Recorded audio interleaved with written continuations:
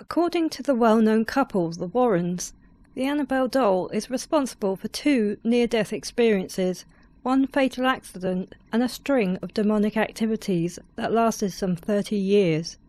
The first of these infamous hauntings can allegedly be traced back to 1970, when Annabelle was brand new. The Annabelle doll had been a gift to a young nurse named Donna, or Deirdre, depending on the source, from her mother for her 28th birthday.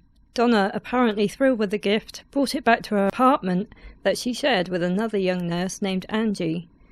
But before long, the 2 women began to notice that Annabelle seemed to move about the room of her own accord.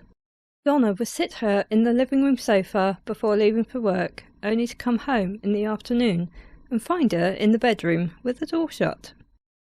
Can spirits attach themselves to an object, such as a doll, or are they standing near it and just making it move, etc.?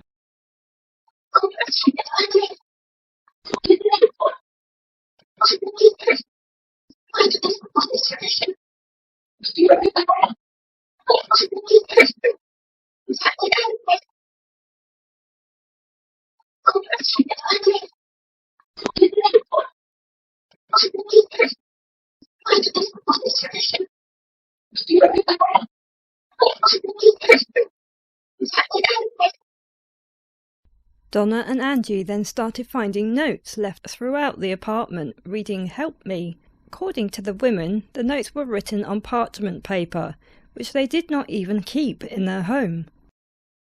Notes on strange parchment paper were found in Donna and Angie's place, who originally owned the Annabelle doll. Did the spirit attached to the doll really leave these, or were the notes some kind of prank, or something else?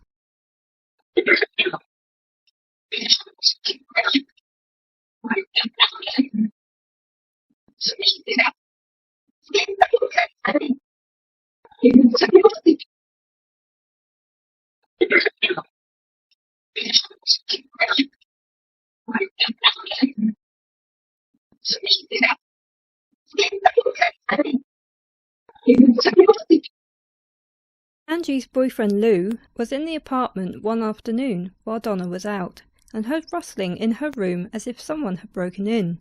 Upon inspection he found no sign of forced entry, but found the Annabelle doll laying face down on the ground.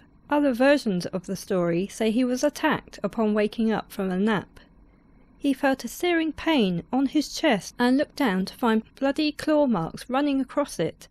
2 days later they had vanished without a trace. Angie's boyfriend Lou felt a searing pain in his chest and saw bleeding claw marks. Did the spirit attached to the doll cause this, or was it something else?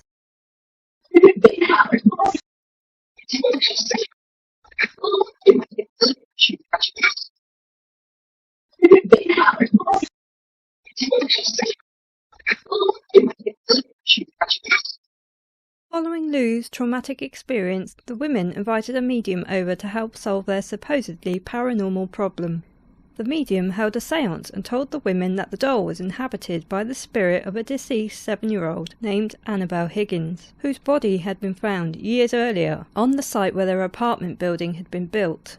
The medium claimed that the spirit was benevolent and simply wanted to be loved and cared for. The 2 young nurses reportedly felt bad for the spirit and consented to allow her to take up permanent residence in the doll. A medium said that the spirit attached to the doll was a 7-year-old girl called Annabelle Higgins. Is this true? If not, who or what spirit was attached to it?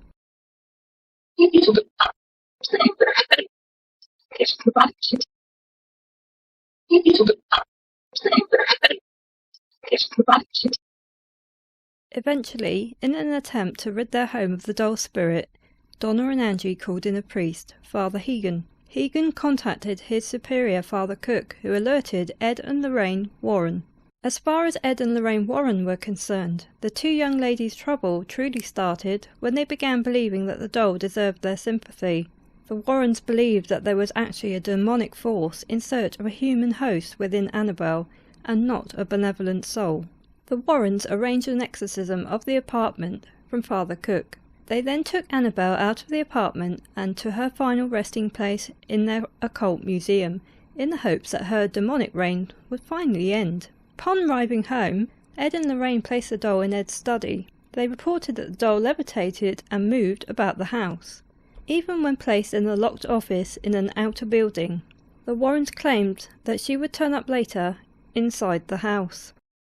The Warrens believed it was a demon attached to the doll and took the doll back home with them. They said the doll kept moving and levitated around the house. Is this true?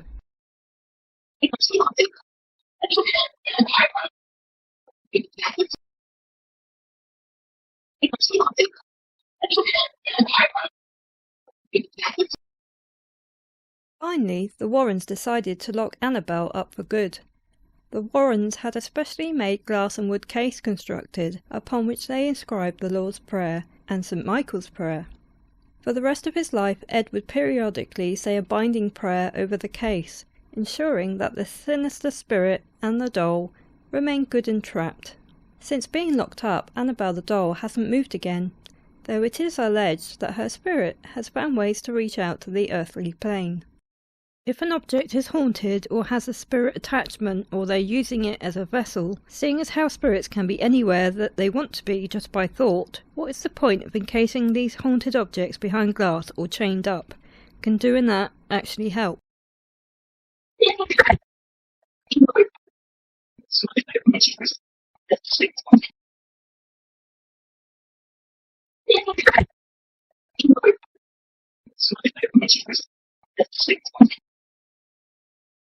Was the well-known Annabelle doll really haunted, and what or who was haunting it?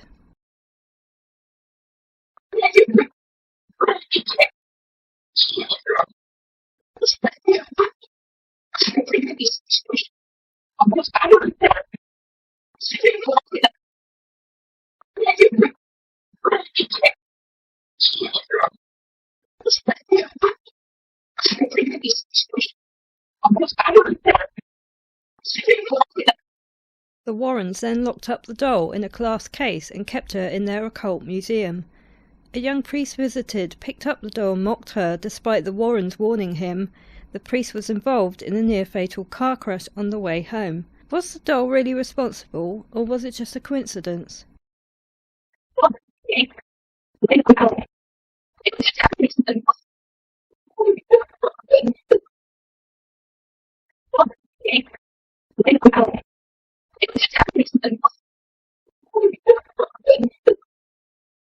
Years later, a couple rapped on the glass case and laughed that people were silly to believe in it. Yet on the way home, they had a motorcycle accident and crashed into a tree. The man was killed instantly, and his girlfriend only just barely survived. Was the doll responsible for this accident?